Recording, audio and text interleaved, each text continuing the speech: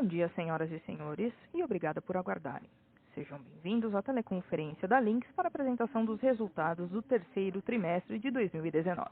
Agora, passo a palavra ao Sr. Alberto Menasch, que iniciará a apresentação. Por favor, Sr. Alberto, pode prosseguir. Bom dia a todos. Muito obrigado pelo interesse e confiança na Linx. Eu gostaria de começar falando sobre o estudo divulgado pela primeira vez pelo IDC sobre o mercado de e-commerce. Como apresentado no slide 3, a Linx atingiu 12,2% de participação de mercado, de acordo com esse estudo, uma evolução de 450 pontos base em relação ao ano de 2017, consolidando-se como o segundo maior player do mercado. Em nossa opinião, esses dados demonstram os resultados dos nossos investimentos na Linx Digital. Nos últimos 5 anos, investimos mais de 280 milhões de reais entre aquisições e pesquisa e desenvolvimento para desenvolver serviços digitais nativamente integrados à nossa plataforma end-to-end. Com isso, habilitamos o processo de digitalização de nossos clientes através da plataforma de e-commerce, permitindo uma experiência de compra personalizada através do Linx Impulse, que faz busca, recomendação e retargeting, além de tornar os varejistas omnichannel quando da contratação do OMS. Ainda nesse mesmo slide de número 3, destaco a aquisição da Seta Digital, também em outubro, que é uma referência em soluções de RP e POS para o setor calçadista e que reforça a vertical de moda, nos permite fazer cross-sell de Linx Pay Hub e Linx Digital para sua base de aproximadamente 2.100 clientes. Agora, antes de falar sobre os resultados do terceiro trimestre, eu gostaria de apresentar a todos o Ramatiz, nosso novo CFO, e convidá-lo a se apresentar a vocês. Ramatiz, por favor. Obrigado, Alberto. Bom dia a todos. Eu gostaria de aproveitar essa oportunidade para me apresentar. Meu nome é Ramatiz Rodrigues, eu tenho 30 anos de experiência no mercado e antes de eu me juntar aqui ao time da Linx, eu trabalhei em redes varejistas como Grupo Pão de Açúcar, Carrefour, C&A. Né? Eu estou bastante motivado com os desafios que me foram propostos na Linx, porque a Linx realmente é uma empresa líder em tecnologia para o varejo e eu já tive a oportunidade em vários momentos de ter contato com a Linx durante a minha carreira profissional no varejo. Um dos grandes objetivos da companhia é reforçar a evolução dos processos de governança, né, incluindo a implementação de SOX, que é obrigatória após a nossa listagem na NYSE. Além disso, tem um ponto importante, que a empresa vem passando por um processo de transformação e com isso traz um aumento de complexidade nesses últimos anos. Temos 3 frentes de operação e diversos drivers de crescimento. E eu acredito que eu posso agregar muito na frente de planejamento estratégico, trazendo meu know-how e a minha experiência no varejo. Concluindo, eu estou à disposição de todos vocês e espero ter a oportunidade de conhecê-los no Linx Day. Agora passo a palavra ao Alexandre.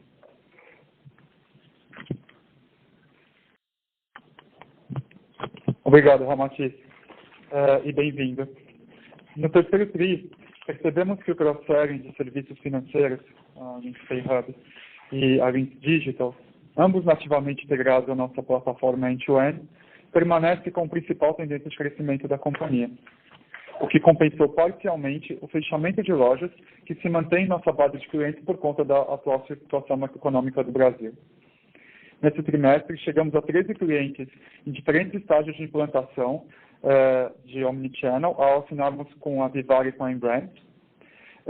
E aumentamos, além disso, o diferencial da nossa plataforma ao firmarmos a parceria com o Delivery Center, que, a partir do final do projeto, permitirá que o varejista ofereça a entrega dos seus pedidos em até 1 hora. Adicionalmente, as ofertas de Linx Pay Hub continuam crescendo e agregando valor aos nossos clientes através de parcerias estratégicas como as assinadas nesse trimestre com o Mercado Pago e a AME, que reforçam o QR Linx. Eu gostaria de aproveitar a oportunidade para destacar que nós ficamos muito orgulhosos por conta de uma premiação, da premiação da FRAC, né, que reconheceu empresas que atuam como fornecedoras de tecnologia para o varejo, da sua inovação, relevância e conduta ética. E que a Linx, ela foi a maior vencedora, né, dessa premiação, vencendo em 5 categorias: software de food service, software de vestuário, software de RP, software de farmácia e também startup de varejo, com esse prêmio dado à Hiper, a empresa que nós adquirimos em abril de 2019. Indo para o slide de número 4, vocês podem ver que a receita recorrente atingiu 182 milhões, representando 80% da receita bruta, mais 14% sobre o terceiro trimestre de 2018 e um aumento de 2% frente ao segundo tri de 2019. Indo para o slide 5, mostramos que o EBITDA ajustado atingiu 47 milhões no trimestre, um aumento de 13% em relação ao EBITDA ajustado do terceiro tri de 2018. A margem EBITDA ajustada foi de 24% no TRI, um aumento de 10 basis points em relação ao terceiro trimestre de 2018. E isso se deu principalmente pela adoção do IFRS 16 no começo do ano, além da alavancagem operacional dos investimentos ocorridos em aquisições em trimestres anteriores e nas estruturas de Linx Pay Hub e Linx Digital, que seguem aumentando seu mercado endereçável em novos mercados e geografias. Como consequência dos custos relacionados ao IPO da companhia na análise e a baixa da Síntese Brasil, que era uma filial pouco operacional da Síntese, empresa adquirida em 2017, ambos eventos puramente contábeis e não recorrentes, a Linx apresentou prejuízo contábil no período. Isso posto, o lucro líquido ajustado a esses eventos não recorrentes foi de 19,8 milhões, 38,5% acima do mesmo período no ano anterior. Bem, para fechar, como todo bom terceiro trimestre, eu gostaria de convidar a todos para o nosso Investor Day, né, com a apresentação de todo o nosso C-Level. Este ano vai ser no dia 5 de dezembro, em São Paulo, vai ser no Shopping Iguatemi JK, no Cinépolis. O link para inscrição está disponível no nosso site de RI, lembrando que as vagas são limitadas. O evento vai ter tradução simultânea ao vivo e também vai ser transmitido via web com tradução simultânea. E, assim, sem querer dar nenhum spoiler, mas a equipe está preparando várias surpresas para esse ano e eu recomendo que vocês não percam. Gostaria de agradecer a atenção e agora vamos abrir para Q&A. Senhoras e senhores, iniciaremos agora a sessão de perguntas e respostas. Para fazer uma pergunta, por favor, digitem *1. Para retirar a pergunta da lista, digitem *2. Nossa primeira pergunta vem do Sr. Samad Samana, Jefferies. Hi, thank you for taking a question. This is Anuman for Samad. First, I guess on the retail environment in Brazil, could you just add some more color to it? Like, are these store closures that you're seeing, are these accelerating versus your expectations? Are they limited to maybe certain areas within retail? And now that we are in November into 4Q, how is that looking now? Any color you can provide would be very helpful. Thank you, Samad. This is Alberto. I will answer in Portuguese, okay? Bom, a economia do Brasil, né, se tinha uma expectativa, assim como agora a gente tem expectativa que o ano que vem a economia do Brasil cresça mais de 2%, acreditava-se no começo do ano, no final do ano passado, que neste ano a economia do Brasil cresceria mais de 2%, e no ano anterior também se acreditava que ela cresceria mais de 2%, e no ano anterior também, tá? Então, infelizmente, a economia está demorando bastante para ganhar tração. A gente começa a ver agora os primeiros sinais estatísticos de aumento de consumo, porém, não necessariamente o aumento de consumo, Samad, ele vai representar, num primeiro momento, uma abertura de lojas, né? O que a gente tem visto por parte de nossos clientes é que eles estão querendo e preferencialmente rentabilizar as mesmas lojas, como através da omnicanalidade, né? Então, a gente continua crescendo no sentido de capturando novos clientes, etc., né? Mas, especificamente nesse período recente, nós tivemos uma companhia brasileira chamada Pasmanic, Grupo Empresarial Pasmanic, ou GEP, que era a representante da Gap americana no Brasil, juntamente com a Luigi Bertoli, uma marca local. Essa empresa, ela encerrou suas atividades, né? Essa empresa chegou a ser uma empresa de porte razoavelmente importante no Brasil. Ao mesmo tempo, no decorrer desse ano, a gente teve empresas do setor de livros, livrarias, né, que entraram em recuperação judicial, que são clientes nossos, como a Livraria Cultura e a Livraria Saraiva. Isso para citar alguns exemplos mais significativos, né? Então, realmente, assim, no curtíssimo prazo, a gente ainda não vê um crescimento, uma abertura líquida de lojas, porém, a gente começa a ver um same-store sales crescente daqueles clientes que estão implementando o Omnichannel. Então, por tudo isso, a tendência no curto prazo a gente ainda não vê de reversão nessa questão de abertura líquida de lojas, tá bem?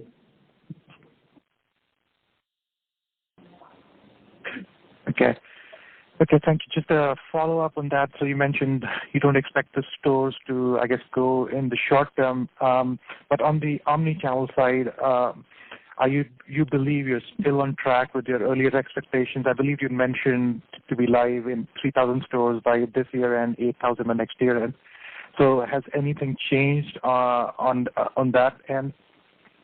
Thank you. Hi, Anu. I'll also answer in Portuguese.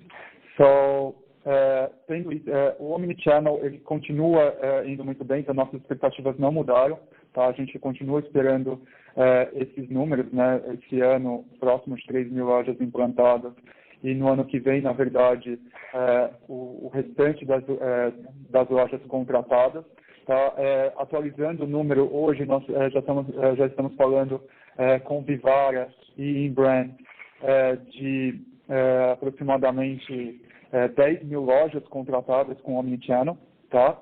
E mais do que isso, cada vez que a gente olha para o mercado, né, que a gente olha novas oportunidades, pode não ser óbvio de primeira, mas elas também reforçam o Omnichannel. Então, o Alberto citou no speech, na parte dele, a aquisição da Seta Digital.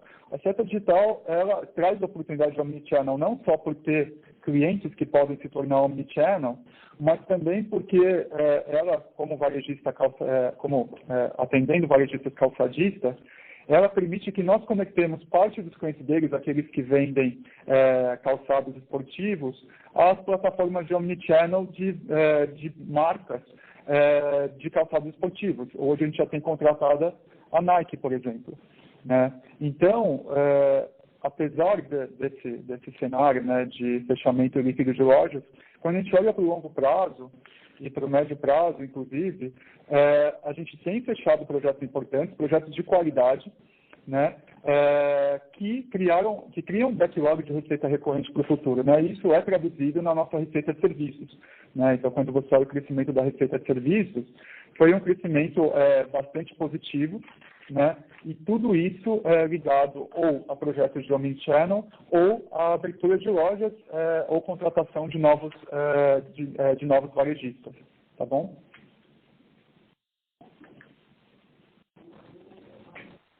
Yeah, that's helpful. One last question, if I may, just on the financial side, maybe your capex and intangible spend on the cash flow statement was lower than what we were looking for. I guess what drove this, what should we expect going forward, and any color on the level of free cash flow in 2020 compared to 2019 would be very helpful. Thank you. Thank you for taking our questions.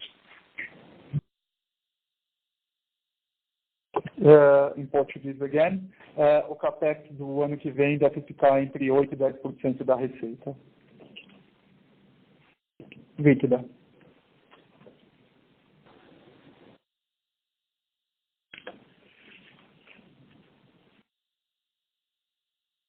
Ok?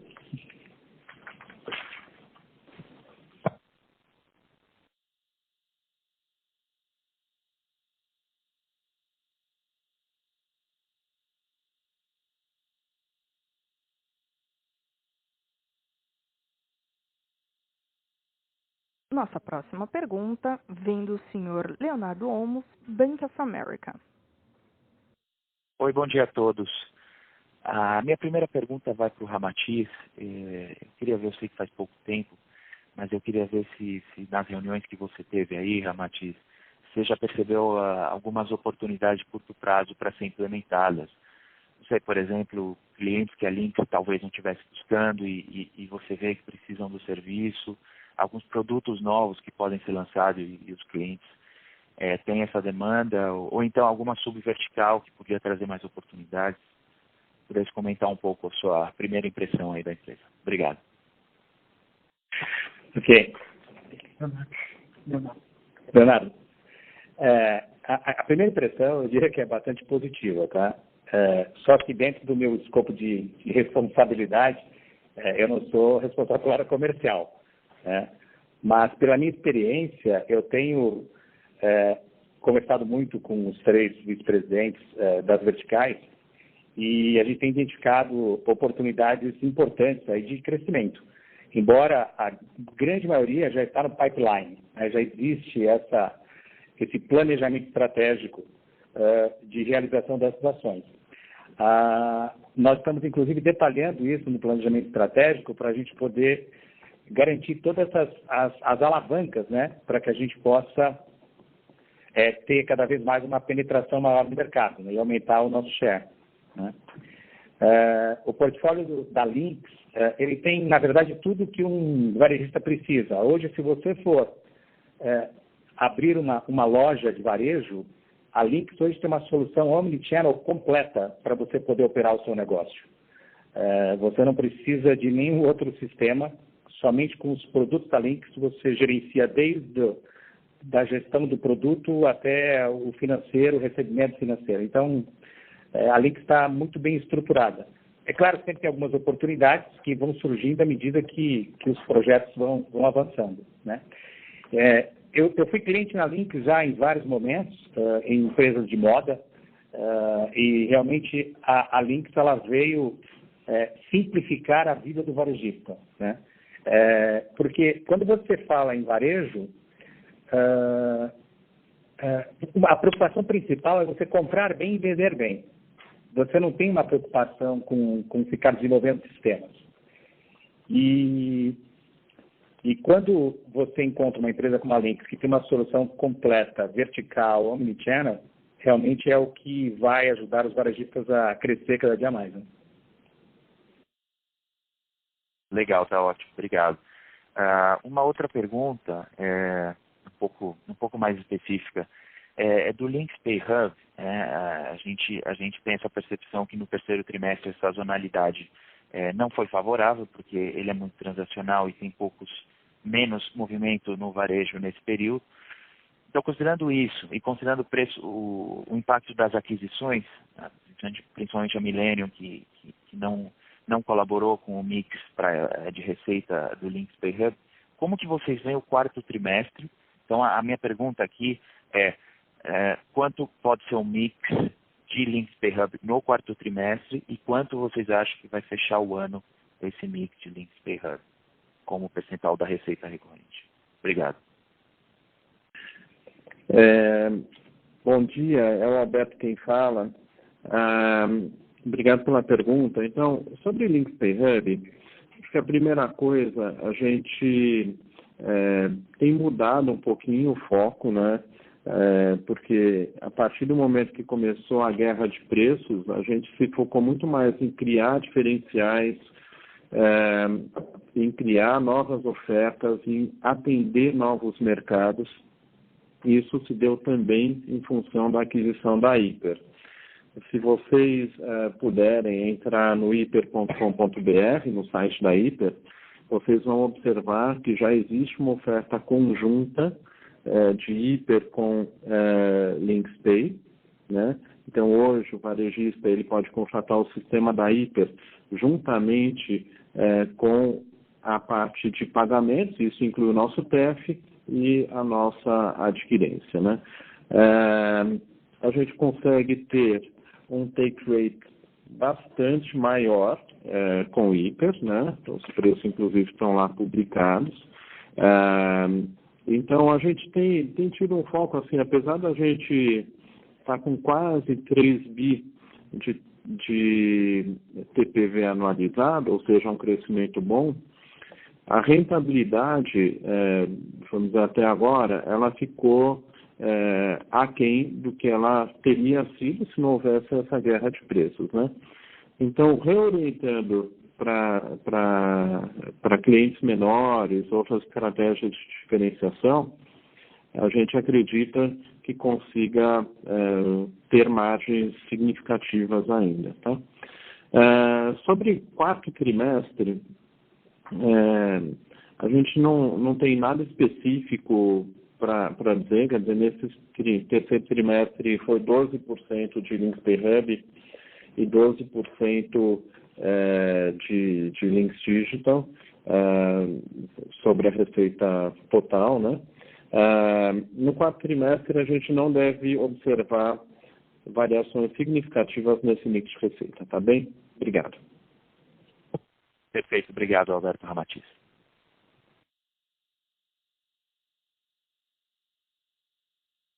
Nossa próxima pergunta vem do senhor Vinícius Ribeiro, UBS.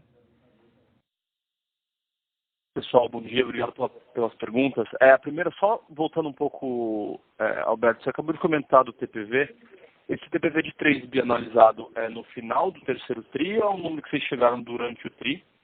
E a segunda pergunta ainda, um pouco em LinksPay, eu queria entender, assim, dados investimentos em equipe, tudo mais que vocês comentaram no release que vocês fizeram, um pouco relacionado ao LinksPay, como vocês percebem que é a necessidade da equipe comercial a novas adoções e como que isso deve ficar para frente? Ou seja, o que eu gostaria de entender aqui é quanto vocês conseguem acelerar mais essa máquina de vendas do LinksPay através de investimento em equipe comercial.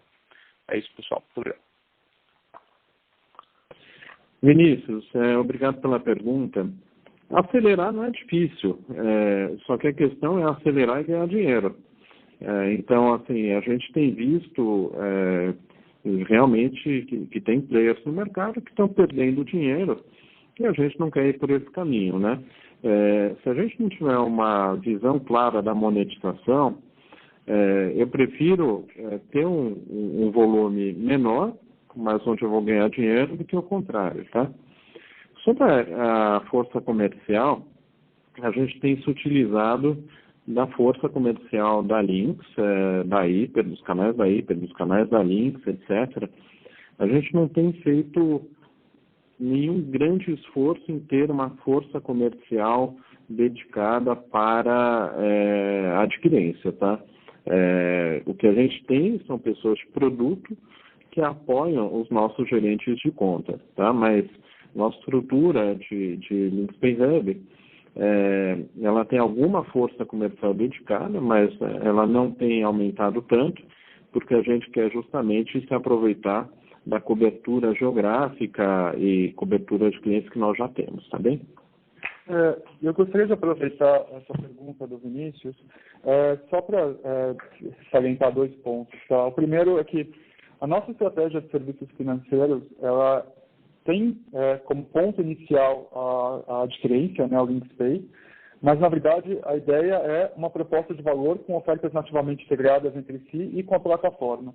Tá? Então, isso já eu acho que está ficando cada vez mais claro para vocês, a partir do momento que a gente lançou a conta digital, que a gente lançou o QR Links, né, e o próprio IPP e o IPTEF, né, para a cauda longa, tá? E isso também já é demonstrado no nosso próprio resultado, a maioria de vocês deve ter percebido, que a gente teve uma mudança de despesas que estavam em PID capitalizado, que eram de LinksPay para PID despesado, e isso significa que a gente a prova de conceito de que esses produtos eles são comercialmente viáveis, tá? Então, a partir do momento que QR Links, que conta digital e que outros produtos que a gente ainda não deu disclosure, mas que já estão em piloto, eles deixam de ser capitalizados, isso significa que eles já estão sendo comercializados e significa que eles já se provaram viáveis. Perfeito, Alberto. Obrigado pela resposta. Só podia esclarecer a questão dos 3 bi, se é final de TRI ou é durante o trimestre, por favor? Desculpe, final de trimestre, sim, tá? Perfeito. Obrigado, Alberto. De nada.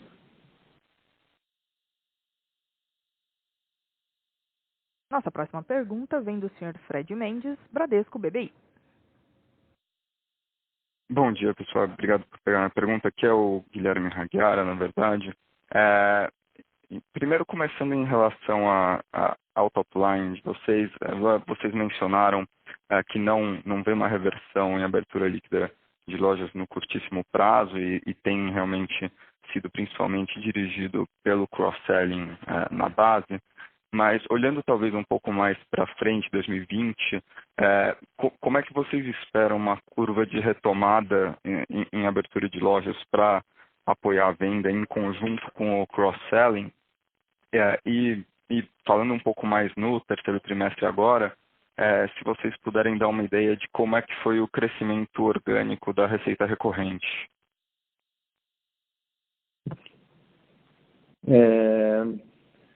Bom dia, Guilherme. Eu não sei se é o Guilherme ou o Fred quem fez a pergunta, mas, enfim, e obrigado pela pergunta. Então, sobre a abertura de lojas, eu sinceramente prefiro ter uma postura um pouco mais conservadora, porque, vamos dizer assim, os nossos economistas no Brasil têm acertado ao contrário, né? Quer dizer, no lugar da economia superar as expectativas, sempre a gente começa com uma expectativa e depois vai reduzindo, etc., né? Então, assim, eu sinceramente prefiro não contar com fatores externos, né? Eu prefiro contar com aquilo que nós estamos fazendo, os diferenciais que nós estamos criando para a gente fazer cross-sell, as nossas inovações, para que a gente continue crescendo. Eu não acho, tentando responder mais objetivamente, que a retomada vai ser agora no começo de 2020. Acho que a retomada, a abertura líquida de lojas deve ocorrer, se ocorrer, no segundo semestre do ano que vem. Isso tem uma razão. Muitas das aberturas acabam privilegiando o final do ano, porque é o período que as vendas estão melhores, né? Tradicionalmente no comércio, o segundo semestre ele é melhor do que o primeiro. Então, todo mundo deixa para correr e inaugurar no segundo semestre, tá? Sobre o crescimento orgânico, o nosso crescimento orgânico anualizado, vou pedir para o Alexandre complementar aqui, por gentileza. Tá. O crescimento orgânico, quando a gente olha para as ofertas que cresceram, ele ficou acima de 8%, né? Então, a gente olhando todo o crescimento, mas por conta do fechamento líquido de lojas, o nosso crescimento orgânico nesse trimestre ele ficou um pouco acima do break-even. Em relação ao quarto anterior. Em relação ao quarto anterior. Perfeito, obrigado. Minha segunda pergunta, lá na parte de OPEX, a gente viu uma aceleração significativa até dos custos dos serviços prestados e do PIB numa comparação com o segundo trimestre, e a gente queria só entender melhor, se vocês puderem dar mais granularidade, de quais foram os principais fatores que impactaram essas linhas, além de começar a despesar alguma parte do PIB que era capitalizado antes de LinksPay, e o que a gente pode esperar indo para frente, e também na frente de OPEX, se vocês puderem dar um pouco mais de detalhe, qual que foi a ordem de grandeza do write-off de provisão de LP no trimestre? Tá bom. Aqui é o Ale de novo. Vamos lá. Sobre o PIB capitalizado e PIB despesado, o que a gente teve foi em torno de 2 milhões e meio de PIB capitalizado relacionado a LinksPay, que começou a se tornar despesado, tá? Pelos projetos que eu mencionei anteriormente, que é Links, Conta Digital e outros que agora estão em piloto.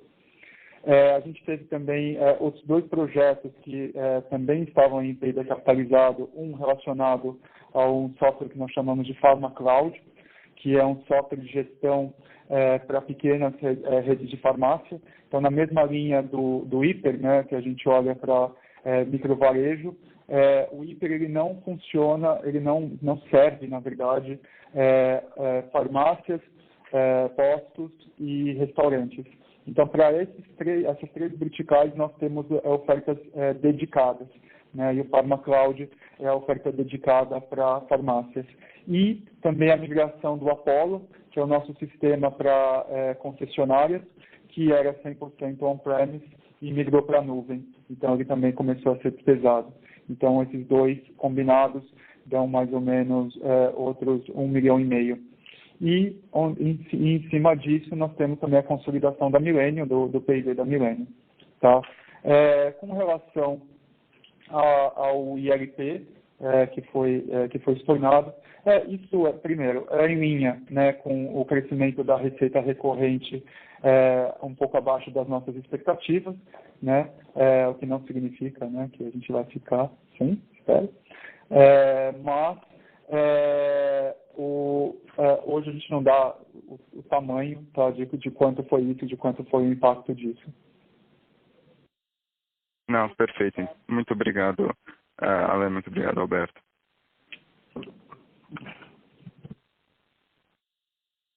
Nossa próxima pergunta vem do senhor Marcelo Santos, JP Morgan. Bom dia a todos, obrigado por pegar minhas perguntas. Eu queria explorar um pouco o estudo do IDC que vocês comentaram sobre o e-commerce market. O que dá para dizer assim sobre esse mercado como um todo? Qual que tem sido a taxa de crescimento que ele apresentou e qual que é a visão que vocês têm para frente desse mercado que vocês imaginam que a gente vai ver de taxa? E uma outra pergunta só para entender um pouco melhor a questão do digital e do omnichannel. Quantas lojas já estavam ativas e gerando receita no 3Q? Já estamos próximos desses 3 mil, ainda vai ter muito para entrar no 4Q. E o ramp-up da receita daria para assumir que é proporcional às lojas? Só para entender um pouco melhor esse ponto. São as perguntas. Marcelo, é o Alberto novamente, obrigado pela pergunta. Acho que a primeira coisa sobre o estudo do IDC, que é importante, é que há 5 anos atrás, o share da Links era 0. Tá? Então, a gente, em 5 anos, ter conquistado esse segundo lugar, com um investimento relativamente pequeno pelo tamanho da oportunidade, quer dizer, foram 280 milhões de reais investidos ao longo desse tempo, né? Para aquilo que deve ser um mercado, vamos dizer assim, crescente e tudo mais, ganhando share no varejo como um todo, é algo que nos deixa bastante satisfeitos, tá? E a gente realmente acredita que a gente vai continuar crescendo de uma maneira bastante consistente, né? Então, no Brasil, hoje, se não me engano, com dados do ano passado, o e-commerce representou aproximadamente 5% das vendas do varejo total, né? Em outros mercados, o e-commerce chega a representar 20% do varejo. Então, de novo, não dá para afirmar se vai ter abertura de loja, não dá para afirmar uma série de coisas, mas o que dá para afirmar com certeza absoluta é que o e-commerce vai ganhar share. E para isso nós estamos bem posicionados. Tá? Com relação ao Omnichannel, nós tínhamos no encerramento do quarto aproximadamente 2.000 lojas ativas, e sim, é correto afirmar que a nossa receita ela tem relação com o número de lojas ativas. Mas uma loja ativa, ela não atinge o seu pleno potencial, porque ela pode ser ativada com poucos processos, ela pode ser ativada com um volume de transações pequeno, e à medida que o consumidor e o próprio cliente da Lynx vai se acostumando, vai aprendendo a operar, esse percentual ele vai crescendo, né? E isso também gera um crescimento de receita para a Lynx, tá? Mas sim, é correto afirmar que o número de lojas ele tem relação com a nossa receita. Obrigado pela resposta. Só uma clarificação a respeito da primeira. Para entender um pouco melhor, quando vocês dizem que seu share é 12,2%, esse número é sobre o quê? É sobre a receita de software do e-commerce ou seria sobre a receita que vocês servem clientes que têm 12% do e-commerce? Queria entender o que significa um pouco mais o número.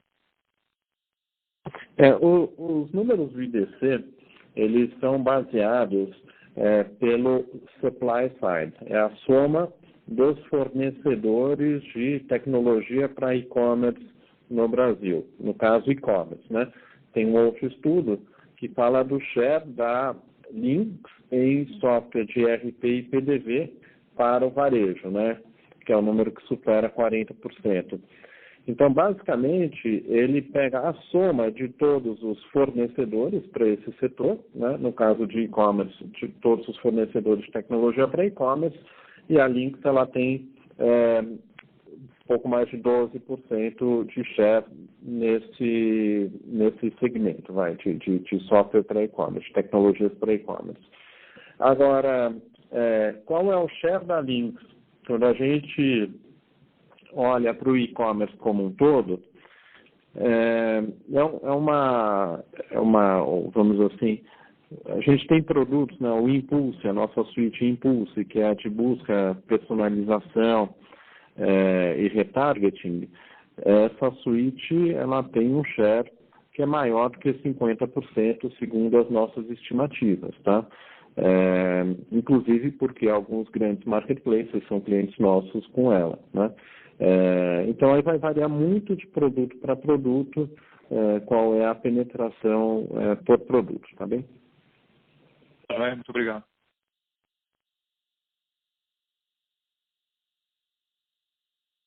Nossa próxima pergunta vem da senhora Suzana Salaro, Itaú. Alô? Pessoal, bom dia. Vocês estão ouvindo? Estamos aqui, Suzana. Pode ir em frente. Perfeito. Queria primeiro voltar um pouquinho no OMS. Se vocês pudessem falar para a gente como é que está a transição dos projetos, ou seja, quando é que vocês imaginam que ao longo de 2020 os projetos vão ser concluídos e vão passar da linha de receita não recorrente para a linha de receita recorrente, quando que vai haver essa transição? Essa seria a primeira pergunta. A segunda pergunta seria se é razoável a gente já esperar uma certa expansão de margem de EBITDA em 2020 por duas razões. Primeiro, por essa que eu falei, que a receita de OMS vai ser recorrente, portanto deve ter uma margem melhor que a receita de implementação de projetos. E segundo, por uma participação maior do Lynx Pay Hub no mix de receita, também puxando a margem para cima. Obrigada. Suzana, em primeiro lugar, obrigado pela pergunta, é o Alberto falando. Então, sim, a receita não recorrente, ela vai gerar receita recorrente nos projetos de omnicanalidade, de OMS, né? Então, tá correto, é isso mesmo. Só que a nossa expectativa é que a gente continue vendendo bem. Então, a gente vai continuar tendo um bom volume de receita de serviços, né? Porém, a receita recorrente ela vai começar a ser mais relevante, né? De novo, a receita recorrente há 3 anos atrás ela era 0 e a gente só tinha receita de serviços, né? Porque era um produto que estava sendo recém-lançado. A partir de agora, isso começa a ficar mais balanceado, até que em algum momento a receita recorrente ela vai ultrapassar a receita de serviços, né? À medida que a gente vai ativando lojas. Com relação à margem, Suzana, assim, a gente quer investir para ter um portfólio renovado, para seguir crescendo, etc. A gente tem inúmeras ideias diferentes de coisas que a gente pode fazer para os nossos clientes. Então, de novo, se a gente olha a margem congelada do LinkScore, essa margem ela é super alta, entendeu? Mas a gente foi lá e investiu para criar Links Digital, para criar Links Pay Hub, para criar o nosso futuro, né? E para que a Links continue sendo um player relevante, continue crescendo de maneira sustentável. A gente olha muito M&A aqui, Suzana, muitas empresas, né, que são empresas que atuam somente no escopo tradicional. Essas empresas, em geral, têm crescido bastante pouco, tá? Porque elas não conseguiram se renovar. Então, a gente acredita muito nessa renovação e essa renovação exige investimento, tanto CAPEX quanto OPEX. Então, a gente não consegue afirmar nesse momento que vai ter qualquer mudança significativa no patamar de margem. Perfeito, Alberto. Obrigada. Ficou bastante claro. Eu que agradeço. Nossa próxima pergunta vem do Sr. Diego Aragão, Goldman Sachs. Oi, bom dia, pessoal. Obrigado por pegar minhas perguntas. Na verdade, eu tenho 2 follow-ups, né, das perguntas anteriores. Primeiro, eu gostaria que você comentasse só um pouquinho essa performance da receita orgânica da companhia, pois eu estou praticamente calculando um crescimento orgânico entre 5% e 7% no trimestre, o que compara com aproximadamente 9% do primeiro semestre. Então, o que justificaria essa desaceleração, ou se existe aqui algum fator que eu não estou considerando? Essa é a minha primeira pergunta. Obrigado. Diego, Alberto novamente, obrigado pela pergunta. É o que a gente falou, basicamente efeito de fechamento de lojas, alguns clientes que encerraram a operação nesse período. Esse é o principal fator, tá? Mas, desculpa então, Alberto, então esse assumption de desaceleração entre 5% e 7% faz sentido? Esse foi o crescimento orgânico no trimestre? Assim, o crescimento orgânico, como eu afirmei na resposta anterior, foi de 8%, né, dentro dos números que a gente colocou. E o acumulado, né, no acumulado, isso e como o Alberto bem disse na resposta anterior, o que a gente vê é o seguinte: de um lado, cross-selling continua indo muito bem, as ofertas novas continuam ganhando massa crítica, é importante, tanto as de digital quanto as de Links Pay Hub. Só que o fator macroeconômico, né, clientes que estão fechando lojas que não são lucrativas, tem offsetado esse efeito, tá? Então, por enquanto, a gente não vê mais desaceleração, deve ficar nessa expectativa que a gente tem já dado para o mercado há um tempo, de entre 8% e 10% de crescimento orgânico. Perfeito. Ale, só um follow-up rápido. Esse 8%, quando você diz acumulado, seriam nos 9 meses de 2019, é isso? Sim, senhor. Tá ótimo, perfeito, obrigado. E aí, uma segunda pergunta. com relação aos novos negócios, tanto o PayHub quanto o Digital, assumindo esses percentuais, né, o 12% nesse TRI, 14% no TRI anterior, ele também implica numa desaceleração. Então, eu queria só entender um pouco essa sazonalidade que foi mencionada e como deveria ser o comportamento desses dois negócios ao longo dos trimestres. E aí, por fim, se vocês também pudessem compartilhar um pouco a expectativa, um pouco mais de médio e longo prazo, tanto para o Digital quanto para o PayHub, e eu acho que seria importante. Obrigado. Sem problemas, vamos lá.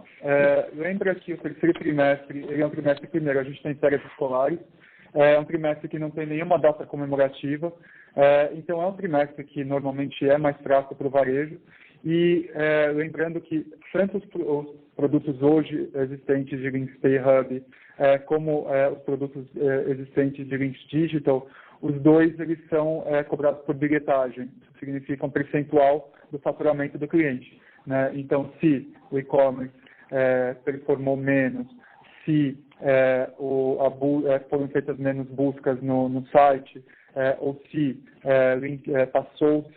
passou-se menos adquirência na loja, isso reflete na receita dessas duas áreas. Tá? Agora, expectativa para o próximo trimestre, bem, a gente tem Natal e Black Friday, mas isso depende muito também de recuperação do consumo, ok? Entendido, Ali. E aí, talvez, só entendendo um pouco mais essa questão de como fica o comportamento desses negócios, olhando aqui para um espaço de tempo maior, 2, 3 anos, como é que vocês veem aqui, né, o ramp-up? Eu acho que no Digital ele me parece mais claro, né, conforme você vai entregando e instalando, digamos assim, toda essa base de OMS, a gente passa, né, a verificar uma receita recorrente, oriunda desse serviço, mas como que você vê o payment e o comportamento, e o Alberto, se não estiver enganado, comentou um pouco sobre a competição, como que isso eventualmente afeta até mesmo as metas que foram estabelecidas pela companhia para o médio e longo prazo? Obrigado. Diego, é Alberto novamente. A gente continua acreditando nas metas, tá? Só que a gente não vai entregar da forma tradicional, a gente vai entregar com inovação.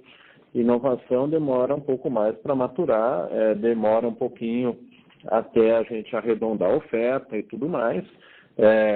Então, você vê uma inovação, né? De novo, se vocês olharem no site da Hiper, não existe hoje oferta como essa no mercado, né? De sistema de gestão que vem junto, a gente simplifica, né, para um discurso para o pequeno, que vem junto com a maquininha, né? E junto com o TF, com tudo integrado, com conciliação, tudo feito no mesmo ERP. Então, isso, se você me perguntasse em dezembro de 2018, isso não existia, porque a gente não operava com o pequeno varejo, a gente não tinha comprado a Hiper, então, são coisas que a gente vai construindo todos os dias, né? É importante dizer que o nosso time aqui tem trabalhado duro nesses lançamentos, os lançamentos estão acontecendo, a gente vê que as coisas fazem sentido, essas parcerias com as carteiras digitais também, o QR Code Links, enfim. E aí tem muito mais coisa que vai vir e que vai acontecendo ao longo dos quarters, mas que a gente não antecipa, porque aí são realmente segredos de negócio, segredos comerciais, que a gente não vai antecipar os nossos lançamentos por aqui. Lembra que, assim, quando a gente... e por que não antecipar, né? Porque a partir do momento que a gente não antecipa, a gente tem o First Mover Advantage. Então, eu vou dar o exemplo do QR Links. Hoje, como integrador de carteira digital, somente nós, tá? Agora, os competidores podem até lançar o próprio integrador, mas a gente já vai estar muito mais avançado em implantação. E quando a gente olha para os clientes da Linx, ainda a vantagem é maior, porque a integração com o sistema de gestão da Linx só funciona com o nosso QR Code. Perfeito, Ali. Obrigado, Alberto.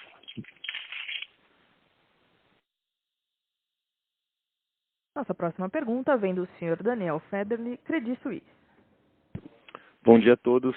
Minha primeira pergunta é com relação ao crescimento potencial. A gente vê que a empresa está incubando, está em estágios iniciais de várias iniciativas que poderiam ser muito significativas para o crescimento de médio e longo prazo, QR Code, banco digital, Links Pay, mesmo o Omnichannel, que já está um pouquinho mais avançado. Minha pergunta essas novas soluções, quando que elas realmente vão começar a contribuir para resultado? Quão longe que a gente está desse dia? Porque a gente imagina que isso poderia até desassociar um pouquinho o resultado do macro. E se no meio tempo, se tem alguma coisa que a Links pode fazer para entregar um resultado melhor, que não seja tão dependente de abertura ou fechamento de lojas. Essa é a primeira pergunta. E minha segunda pergunta é com relação ao Links Pay, se esses 3 bi de TPV, se vocês estão conseguindo fazer pré-pagamento e se pré-pagamento está com uma margem interessante. Obrigado. Federle, obrigado pela pergunta. Em primeiro lugar, assim, o que a gente lançou há 3 anos atrás, a gente já começa a colher os frutos, né, como o OMS. O que a gente lançou hoje vai demorar para colher os frutos. Então, assim, não tem ninguém que pode afirmar nesse momento qual vai ser a relevância de QR Code no Brasil. Eu ouço de tudo. Eu ouço desde gente que me fala que isso vai dominar o mercado, até gente que acredita que isso vai ser totalmente irrelevante, porque toda a questão de meio de pagamento no Brasil já é bastante desenvolvida, né? Enfim, o tempo dirá. Então, eu não consigo te responder. O que eu posso te dizer é assim, nós estamos bem posicionados para capturar essa oportunidade. Então, com relação a outras iniciativas, a gente pega assim, nosso gateway de pagamentos, que é conhecido por TEF, né, para lojas físicas. É incrível o que a gente capturou ao longo desses anos, né? É um produto que era pequeno, marginal aqui, hoje ele é super relevante, né? Então, realmente, assim, em tecnologia as coisas tomam tempo. O mesmo lock-in que a gente tem nos nossos clientes e que fazem com que o churn seja muito baixo, que a taxa de renovação seja elevada, também cria naturalmente restrições ou dificuldades para que eles implementem novas soluções. Então, eu vou te dar um exemplo prático, né? Quando a gente fala de omnicanalidade, o resultado ele é claro, então é só entrar em qualquer cliente nosso de capital aberto que a gente vê os resultados, eles são divulgados, né? Então os resultados são excelentes. Bom, por que todo mundo não faz omnicanalidade, então, do dia para a noite, né? Essa seria a pergunta óbvia. Porque na prática você precisa mexer nos seus processos internos, você precisa criar essa cultura omnicanal, porque as empresas, né, ao longo desses últimos anos, elas criaram um canal de e-commerce que era totalmente segregado do canal de lojas físicas, né? Então você tem que pensar em como é que você vai remunerar o seu time de loja quando é uma venda que chegou pelo e-commerce, né? Você precisa rever o seu acordo com o shopping center e inúmeras outras coisas, só para citar alguns poucos exemplos, né? Então, as coisas naturalmente demoram para maturar. Tá? Quando é que vem o resultado? O resultado já está vindo. Aí você fala, bom, mas eu não vejo isso nos números consolidados da Links. É porque a gente está investindo em outras iniciativas, né? Quando a gente olha de maneira isolada, as coisas estão caminhando bastante bem. Quando a gente olha no consolidado, realmente a gente fica com a impressão de que a margem ela não andou.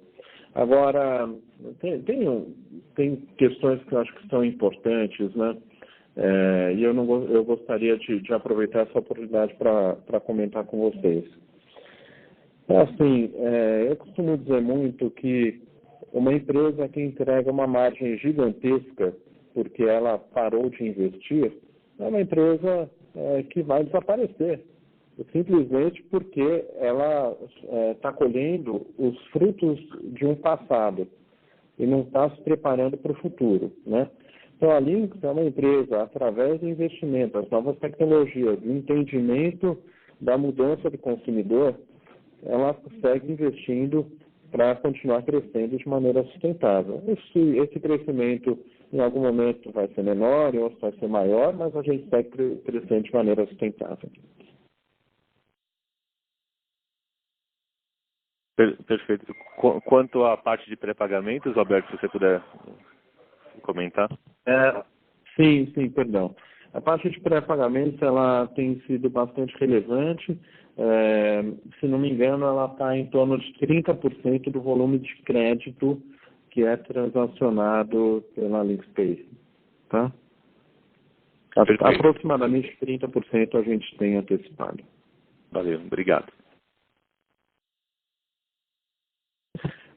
Se você me permite complementar, a receita de pré-pagamentos ela ainda é muito pequena, né? Porque o nosso volume como um todo ele é pequeno, mas ela está na nossa linha de receita financeira, tá? Ela não aparece como EBITDA ou como margem operacional.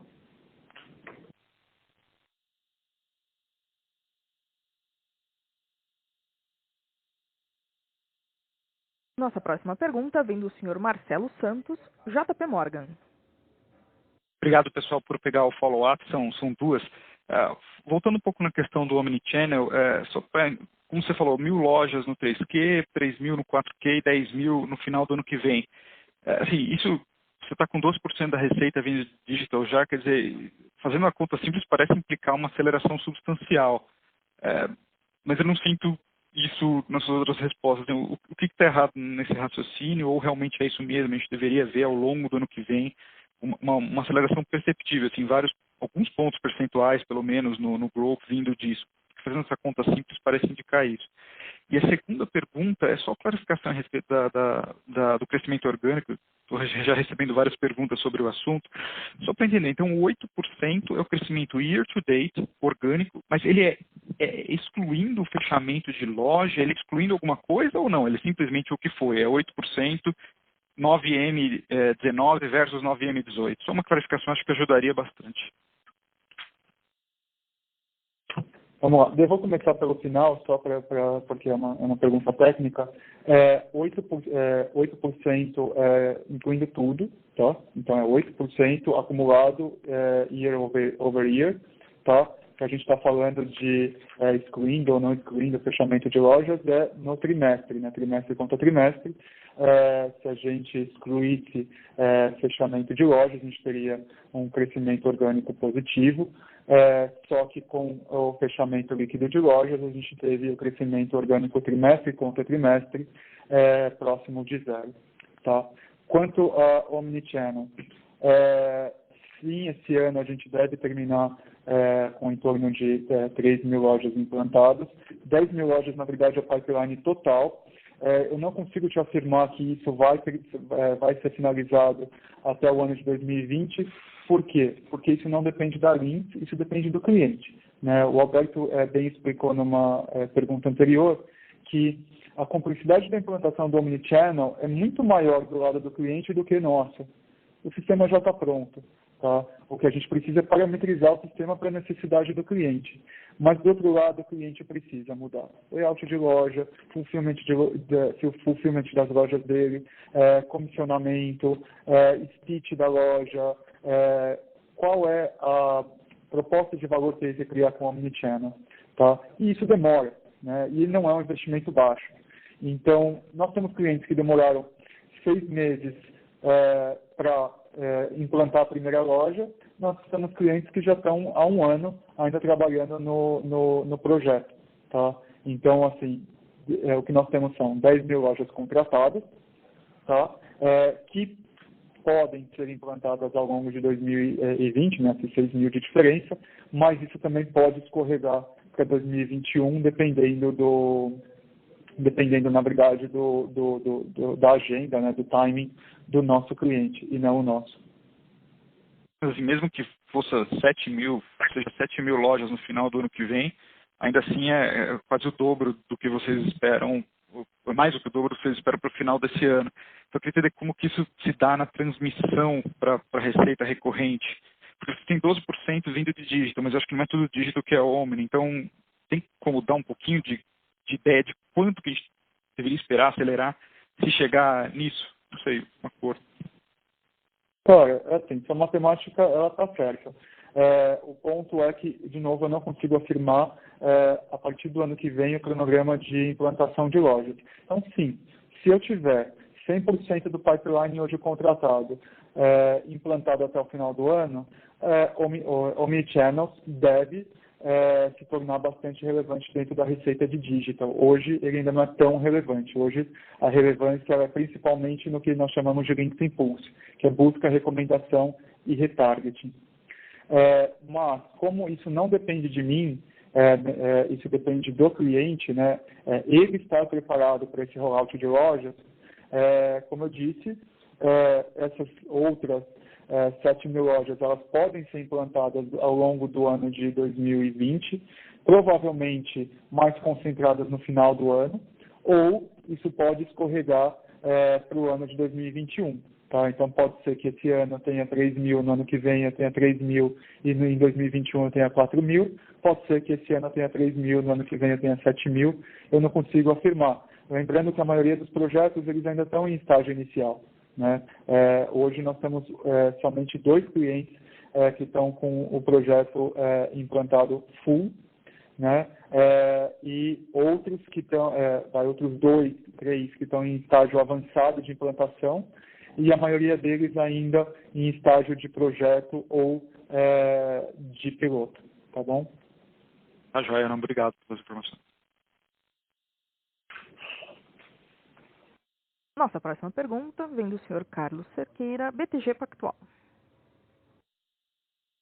Bom dia, senhores. Obrigado pela oportunidade. Alberto, a solução Omni assim, é um sucesso entre os grandes varejistas, vários deles já contrataram, estão sendo implementados.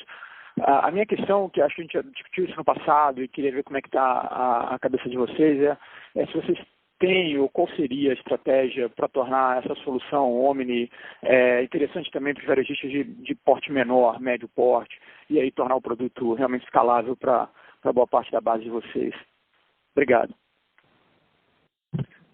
Cadu, obrigado pela pergunta. Acho que você tocou num ponto super importante. E esse é, dentre outros muitos, um dos investimentos em P&D que a gente vai fazer o ano que vem e que faz com que a gente não consiga ter expansão de margem. Então, sim, a gente enxerga que isso é uma oportunidade, mas a gente precisa produtizar isso. Não significa que é partir do zero, mas significa criar uma oferta muito mais facilmente instalável e customizável, etc. Ou, na verdade, com mais fácil integração para o cliente médio, tá? E isso colocado, Cadu, eu acho importante também lembrar que a gente tem uma oportunidade de conectar varejistas menores ao Omni de varejistas maiores, né? Então, varejistas que distribuem as marcas dos nossos clientes podem se tornar pontos de coleta ou pontos de shipping dos nossos clientes maiores que estão hoje em Omni. E tem outras oportunidades relacionadas a e-commerce que às vezes não passam por Omni, mas que também são relevantes e que também nós temos a oportunidade de conectar nossos clientes. Então, nossa plataforma de e-commerce, o Links Commerce, ele já é nativamente integrado a aproximadamente 20 marketplaces. Então, nosso cliente ele tem uma gestão de estoque para todos os marketplaces que ele quer se conectar e ter o produto dele disponível. E quando a gente olha para o microvarejo, que é uma oportunidade grande, que a gente já tem uma esteira de Pay acontecendo, a gente também tem oportunidade relacionada a marketplaces que deve ser produtizada ao longo do ano que vem, né, de conectar o produto da Hiper aos marketplaces parceiros da Links, para também permitir que eles tenham uma gestão integrada de estoque. Não, legal. Tá bom, obrigado, pessoal. Eu acho também que a oportunidade parece gigante de tornar esse produto escalar, assim, com uma escala grande, né? Sim. Obrigado.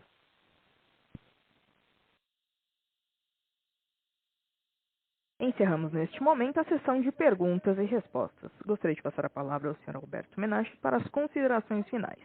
Por favor, Sr. Alberto, pode prosseguir. Muito obrigado a todos.